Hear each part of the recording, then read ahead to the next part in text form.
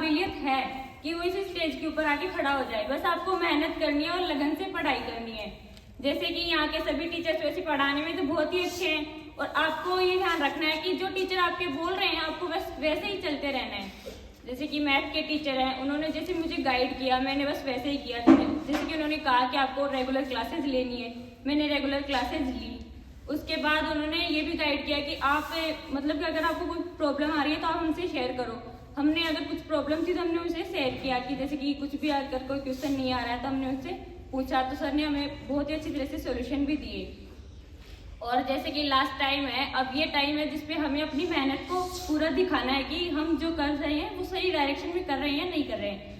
जैसे कि अब ब्लूप्रिंट वगैरह आ गए हैं, तो आप सभी को पता है कि ब्लूप्रिंट के अकॉर्डिंग हमें अब पढ़ाई करनी है। जैसे कि हमने सब कुछ पढ़ लिया अब तक, अब कंप्लीट है हमारे नोट्स वगैरह सब कुछ कंप्लीट है, तो हमें ब्लूप्रिंट के अकॉर्डिंग पढ़ना है। जैसे कि ब्लूप्रिंट में लिखा हुआ है कि छोटे कुछ एमसीक्यू हैं, तो हम हर एक चैप्टर के सामने लिख के रखेंगे कि इस चैप्टर में से इतने एमसीक्यू हैं, इतने वस्तुनिष्ठ हैं, इतने ये हैं, इतने ये हैं, इतने ये हैं। हर एक क्वेश्चन को लिखेंगे, उसके नंबर लिखेंगे, जिससे कि हमें पता रहे कि हम जो पढ़ रहे हैं इस चैप्टर में से कितने एमसीक्यू आ रहे हैं, कितने छोटे क्वेश्चन आ रहे हैं और कितने क्या आ रहे हैं, जिससे कि हम पढ़ते टाइम हमें सब कुछ पता रहे।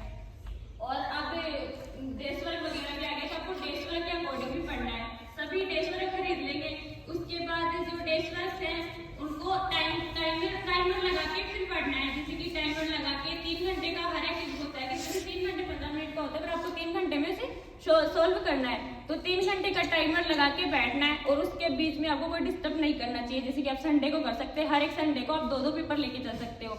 अगर जैसे कि आप मैथ ले रहे हो, फिजिक्स ले रहे हो और कोई सब्जेक्ट ले रहे हो, कैसे भी लेके चल सकते हो, पर आप टाइमर लगा के अच्छे से पढ़ना है आपको।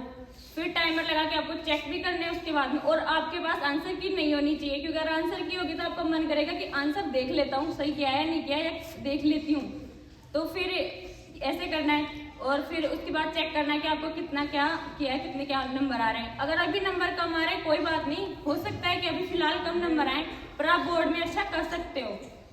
मैंने वैसे किया था मैथ और फिजिक्स में, वैसे तो सब में ही करने की कोशिश की थी, पर औरों में मेरे से इतना अच्छा नहीं हो पाया था। पर मैथ और फिजिक्स में मैंने हर एक पेपर मॉडल पेपर सोल्व किए थे। टाइमर लगा के मैं छत पे जाके बैठ जाती थी, उसके बाद टाइमर लगा के मैं सोल्व करती थी। मैथ का पेपर मैंने सोल्व किया तो फर्स्ट पेपर में मेरे इतने खास अच्छे नंबर नहीं आए, मेरे 80 में से सिर्फ 65 नंबर आए थे। उसके बाद 76, 78 पर 78 से ज़्यादा नहीं आ पाए थे मेरे एक भी मॉडल पेपर में। पर मुझे अपने आप पे विश्वास था कि अभी नहीं हो रहा तो क्या हुआ, बोर्ड में मैं कर लूँगी। और ऐसे मैंने फिजिक्स में किया। और सबसे ज़्यादा जरूरी है कि हम हिंदी और इंग्लिश को छोड़ देते हैं पीछे, कि हिंदी और इंग्लिश एक लैंग्वेज पेपर है, इनको छोड़ देते हैं, इनको तो हम कर लेंगे। पर यही वो सब्जेक्ट हैं जो कि हमारे बोर्ड में सबसे ज़्यादा नंबर बढ़ा सकते हैं। तो आपको हिंदी और इंग्लिश को पीछे नहीं छोड़ना है। और जैसे कि फिजिक्स है और केमिस्ट्री है, इनके नोट्स से हम याद करते हैं तो याद तो होते हैं हमें, पर जब लिखते हैं तो लिख नहीं पाते। इसके लिए हमें हर एक, जैसे कि हम एक चैप्टर याद कर रहे हैं तो याद करने के बाद हमें हर एक चैप्टर को लिख लिख के याद करना है। जैसे कि हमारे सर बताते भी हैं, बलदेव जी सर, कि लिख लिख के याद करो, वैसे ही हमें याद करना है। लिख लिख के क्या होता है कि हमारी हर एक चीज़ एक्टिव होती है, लिखते भी हम बोलते भी हैं उस टाइम पे। और बस ऐसे ही करना है, ऐसे धीरे धीरे करते चलोगे तो आपको खुद को नहीं पता चलेगा कि अब हमने पूरा सिलेबस एकदम अच्छे से कवर कर लिया है। बस ऐसे ही करना है सब कुछ। और तो आपको सब सर बताते हैं, बस मैंने जैसे सर ने कहा वैसे ही सब कुछ किया है। धन्यवाद।